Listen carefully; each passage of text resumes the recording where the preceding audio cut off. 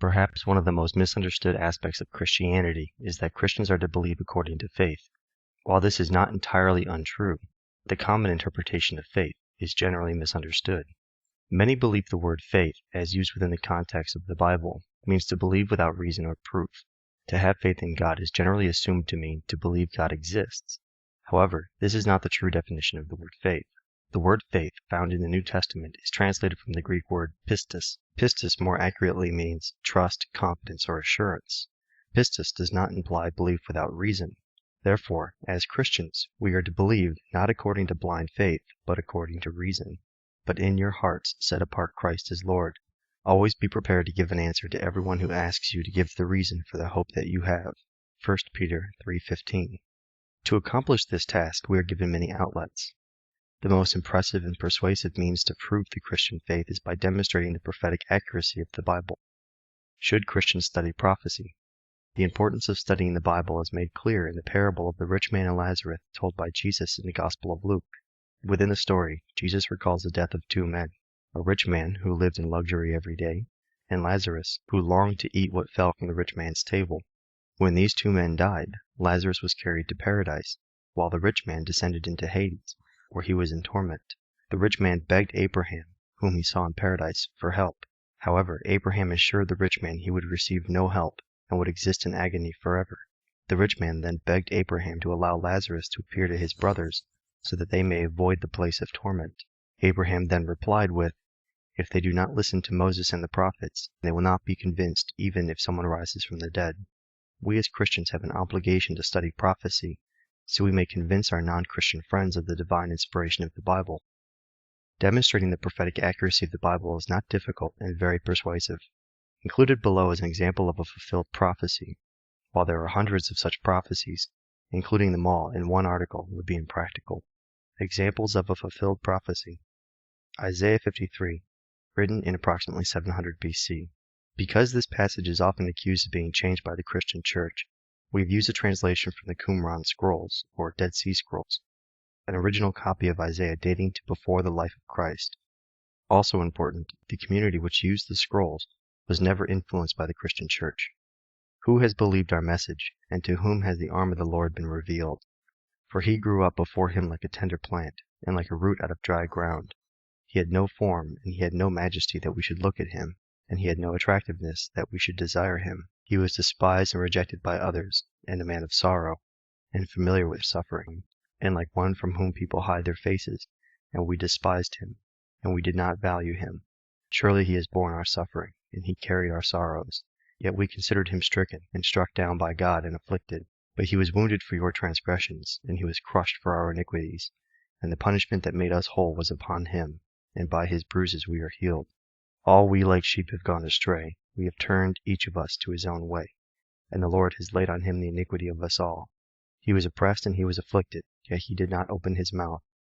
Like a lamb that is led to the slaughter, as a sheep that before its shears is silent, so he did not open his mouth. From detention and judgment he was taken away, and who can even think of his descendants? For he was cut off from the land of the living. He was stricken for the transgressions of my people. Then they made his grave with the wicked, and with the rich people his tomb. Although he had done no violence, nor was any deceit in his mouth, yet the Lord was willing to crush him, and he made him suffer. Although you make his soul an offering for sin, and he will prolong his days, and the will of the Lord will triumph in his hand. Out of the suffering of his soul he will see light and find satisfaction. And through his knowledge his servant, the righteous one, will make many righteous, and he will bear their iniquities. Therefore, though I allot him a portion with the great, he will divide the spoils with the strong, because he poured out his life to death, and was numbered with the transgressors. Yet he bore the sins of many, and made intercession for their transgressions. The Dead Sea Scrolls Bible. Breaking down Isaiah 53. For the sake of easy comparison, we will use the NIV translation of Isaiah 53 for this breakdown. Feel free to compare the NIV translation to the Qumran translation. Isaiah 53. Isaiah 53, 3-4. He was despised and rejected by men, a man of sorrow, and familiar with suffering. Like one from whom men hide their faces he was despised, and we esteemed him not. Surely he took up our infirmities and carried our sorrows, yet we considered him stricken by God, smitten by him and afflicted. Fulfillment, Matthew 27:39. Those who passed by hurled insults at him, shaking their heads, saying, "You who are going to destroy the temple and build it in 3 days, save yourself. Come down from the cross if you are the Son of God." Isaiah 53. Isaiah 53, 5-6. But he was pierced for our transgressions, he was crushed for our iniquities. The punishment that brought us peace was upon him, and by his wounds we are healed. We all like sheep have gone astray, each of us has turned to his own way, and the Lord has laid on him the iniquity of us all. Fulfillment. John 6:51. I am the living bread that came down from heaven. If anyone eats of this bread, he will live forever. This bread is my flesh, which I give for the life of the world. Isaiah 53. Isaiah 53:7. He was oppressed and afflicted, yet he did not open his mouth. He was led like a lamb to the slaughter, and as a sheep before her shears is silent, so he did not open his mouth. Fulfillment. Matthew 27:12-14. When he was accused by the chief priests and the elders, he gave no answer. Then Pilate asked him, "Do you not hear the testimony they bring against you?" But Jesus made no reply, not even to a single charge, to the great amazement of the governor.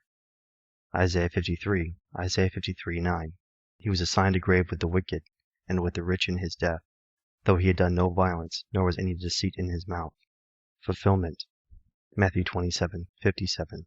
As evening approached, there came a rich man from Arimathea, named Joseph, who had himself become a disciple of Jesus.